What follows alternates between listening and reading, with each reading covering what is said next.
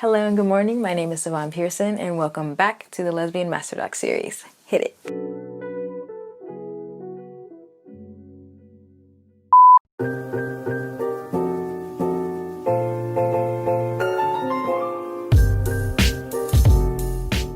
Thankfully, we will no longer be talking about men nor being straight. We are going straight into lesbianism. Hallelujah, hallelujah, hallelujah.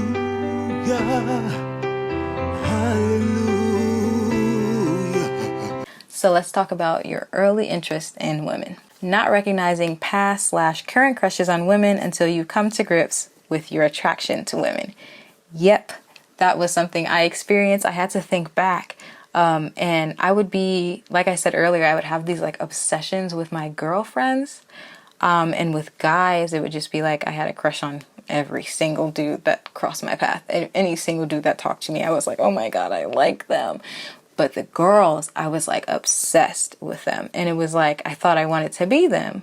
But no, I wanted to be in them. I can distinctively remember, like the way I could describe my girl best friends was so different than the way I described men or boy crushes, if that makes sense. Like I'd be like, her long, luscious brown hair, and she smells so good. Like I would say things like that when I could have been like, oh, she's smart and she's a cool person. But no, I was like, the smell of her hair. In guys, I would just be looking. I said guys and I had to vomit. So guys, I would just be like, he's cute in the face. But like, it was whatever I settled for at that time. So I would just think he was cute in the face, or I would attach on to the girls or the guys that everybody liked because everybody liked them. So naturally I did too. Being unusually competitive, shy, or eager to impress specific women when you're not that way with anyone else. Yes, I don't know about you guys, but like, women make me nervous. Like I would be in a room full of women and I'd be super uncomfortable. Like other girls would be like, hey girls. But no, I would be in a room full of women and I'd be like, oh my God, I'm so intimidated. She's so pretty. She's so this, she's so that. And then I wanted to like be on their level, but also like, it was such a complicated thing because, I was coming up and coming into my own womanhood, but also recognizing or also having these things of attraction for the other women around me. So it was just really complicated and really hard to deal with and very confusing. Wanting to kiss your female best friend on the mouth for literally any reason. To practice for boys included. Yes, ma'am. Now, I will say the only girl that I have only best friend that I have never ever been attracted to, that's just my girl, point blank period, is Alexis Newell. Hello, how you doing? Girl, if you watching, love you. She's been my best friend since the beginning of time. That girl, nah. But I will say, all of my other girlfriends, like best girlfriends, definitely. I remember, it's funny because I just saw a post on Facebook where there was this candy store near my elementary school. And so after school, we would walk to the candy store, which there was a post on Facebook because they just tore it down, which is so sad. But they had this tire swing there. And my friend, at the time, Veronica, who I was completely obsessed with and in love with, I know now, like she was like think Vanessa Hudgens. She was my... No. Think Gabrielle Montez. She was my Gabriella Montez. And so I remember we were on the swing. It was like a tire swing outside of the candy store. And I don't know how it happened, but we kissed. Amazing. And then I remember there was this other girl. I think she started with, I think her name started with the letter L or something. We somehow, some way decided that it wasn't gay for us to kiss, but it was like practice. Yeah, like this says, it was like a kind of practice thing, and it was weird. I didn't really like her, but it was just weird. I don't know. It's weird that I could experience both like liking a girl and then also not liking a girl. So that's why it was so confusing, because some of the girls I would like not like, and then the other girls I would just be obsessed with, but I didn't know that I was liking them or it was a crush. Getting butterflies or feeling like you can't get close enough. when cuddling with a close female friend. Y'all cuddle with y'all friends? Yeah, no. I was not out here cuddling with my friends. I mean, I will say when we got a little closer, our hands touched a little bit, I'd be like, ooh. But like, I wasn't out here cuddling with my female best friends. I will say the only female best friend that I have cuddled with was my current girlfriend when we were best friends. And you see where we ended up. So yeah, I was not out here cuddling with my female close friends at all. Were you guys? And if so, lucky? Looking at a close female friend and feeling something in your chest clench up and being overwhelmed with love for her. Love you may read as platonic. Yes, for me, I just, like I said earlier, I had so many obsessions. Oh, so I'm actually making a film about, it's going to be this huge thing. I'm not going to reveal the whole plot to you, but one of the scenes, it's kind of like, I want to shoot it like Euphoria. I love the vibe of like the vignette storytelling that they do in Euphoria. So I don't know if you know like the fast-paced editing and like the narration as well that comes with watching the show Euphoria. And so I have this scene where there's me talking to young Veronica, and I know that I think about it, it's super embarrassing, but I remember calling her phone. And it was the most dramatic thing. It was the most dramatic thing. But I called her house phone on my house phone, because don't think that this was a thing, because it wasn't. I called her house phone on my house phone, and her mom answered, and I'm like, "Can I speak to Veronica?" And she's like, "Yeah." And so she puts her on the phone, and I'm sitting in front of my computer desk, and I click play. Guess what song I'm playing? I Gotta Go My Own Way. Because she was my Gabriela Montez from High School Musical. You couldn't tell me anything. And so it was the most dramatic breakup, friendship ending. I don't know what it was, but it seemed as though we were going in two different directions in our elementary school lives. And I remember being so hurt. It was this immense, it was like I was losing a limb. Heartbreak. It was like it was the worst pain, and I'm just crying on the phone, singing her the song, Yes, We Gotta Go Our Own Ways. Yeah, super dramatic, but I can't wait to put that into a movie, because it was so dramatic and it needs to be in one. Having had strong and abiding feelings of admiration for a specific female teacher, actor, etc., growing up that were deep and reverent. This is interesting because I don't think I had like specific crushes on teachers. However, I would be like idolized by like, the young, when the 25-year-old teacher when you're 7 seems so old, and now I'm 22 and I'm 3 years away from that, and I'm just like, that's crazy. So yeah, I would like notice them, and I would like think that they were like godlike, but I wouldn't say that I had specific like crushes or like strong feelings towards them, because I didn't really have strong feelings towards anyone at that point in my life. But I will say, I don't know if you guys noticed this, but typically the people that I hear that have like these strong admirational feelings for like their teachers and such like that, I keep hearing that from the more masculine women that I know, like that they have like a teacher they had a huge crush on, or I don't know, that's something that I see or I hear a lot. And it's sort of a common thread between like kind of masculine and stud women. So I don't know, let me know in the comments down below if you guys agree or have heard that, or if you're a stud. Like, let me know. I'm not saying all studs experience that, but I'm saying like from my experience, when I hear that, it definitely came from a more masculine woman. Having had an unusually close relationship with a female friend growing up that was different, and it was different and special in a way you couldn't articulate. Veronica. That was it.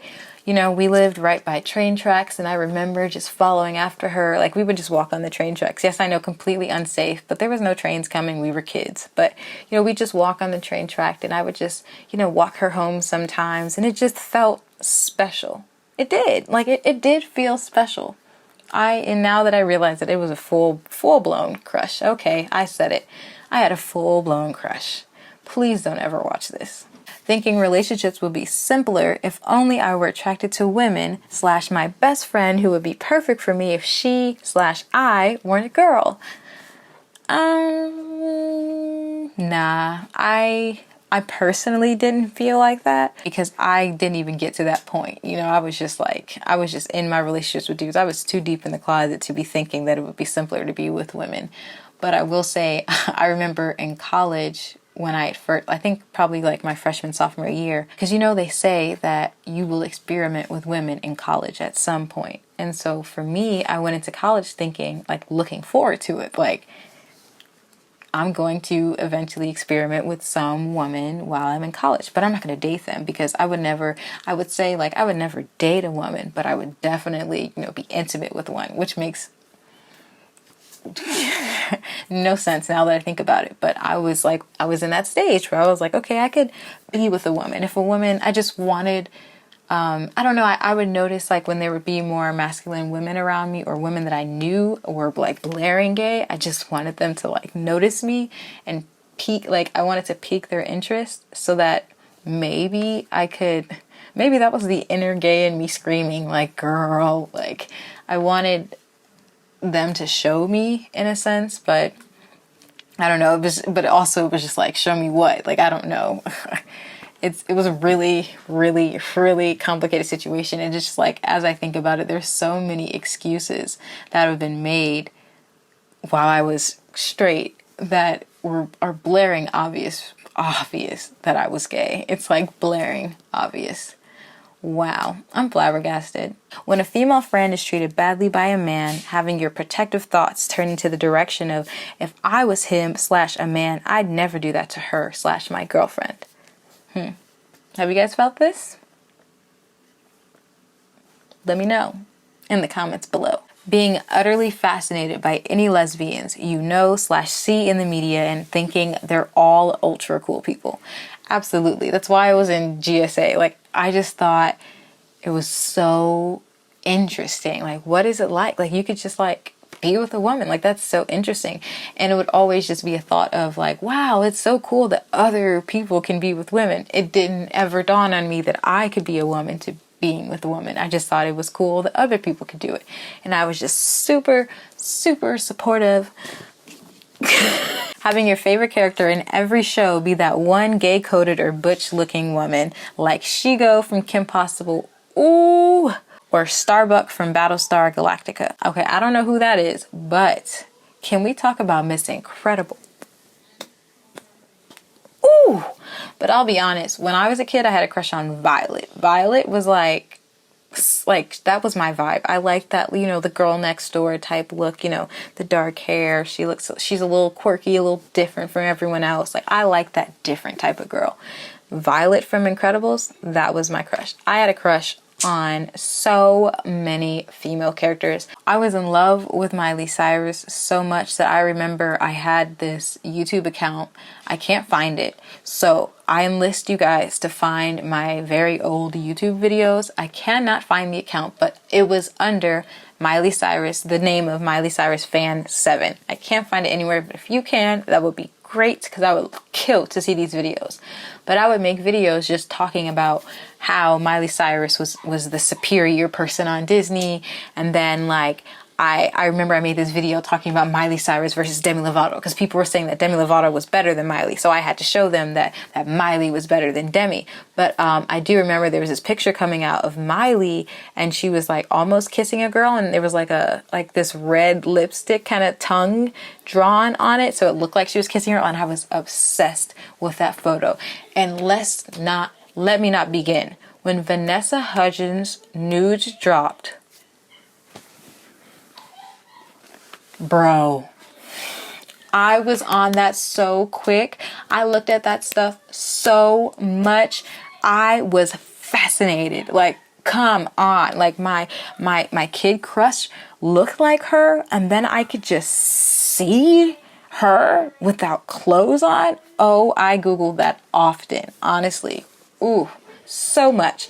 I was obsessed with female characters and all the shows that I watched. So if you remember back in the day, like when YouTube first became poppin' and we were all really, really small, They used to do these, like, before there was fan fiction officially, there was like fan videos where they would create like different scenarios. So it would be like Miley Cyrus, Nick Jonas, and Demi Lovato, and then Joe Jonas.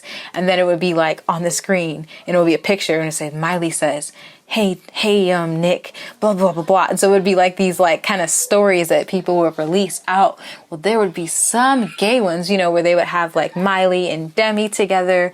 And so those were the ones that I was peeping, I was watching, I was subscribing to. And that was also another reason why I referred back to that Miley Cyrus like kissing another girl picture. That, oh man, all of this stuff is just coming out. Ooh. Okay, and the very last one to wrap her up. Feeling weirdly guilty and uncomfortable in locker rooms. Oh, this was my life. When your female friends are less clothes than they normally are, would be around men, and being more careful not to look than they are. Yes. This was my whole life. I promise you, I'd be in middle school, like trying not to, like, cause like, for example, like, you know, remember when I said, like, the smell of girls' hair, like I would love when girls had like that fruity smell in their hair, and then, you know, I would think about the fruity smell of their hair, and then you could see that the clothes was coming off, and, you know, my eye would just, and then I have to snap back, and then I look, and I snap back. And I remember for me, distinctively, like in middle school, we had this one gay girl, quote unquote, like I don't know what happened, but I guess she had kissed a girl or something, so everyone just like deemed her gay. They were just like, ew, she's gay, that's that lesbian, you gotta stay away from her, you can't change in front of her. And I remember just feeling like an imposter, because I was just like, you can't change in front of me, like, oh my god, what if they ever like find out that I'm looking at them? Like, it was so, oh my goodness, so stressful. I will never ever go back to middle school and or high school. Oh, RIP. So yes, that is all I got for you guys for episode 7 of the Lesbian Masterdoc series. We went through a lot today. I got a lot of bit personal with all of these stories. I cannot believe that I just dug all of this stuff back up. Hopefully none of the people that I have mentioned in this video are watching, but if you are, hey girl, make sure you comment down below and tell me what you would like to see in the lesbian infomercial, and I will see you guys in the next video.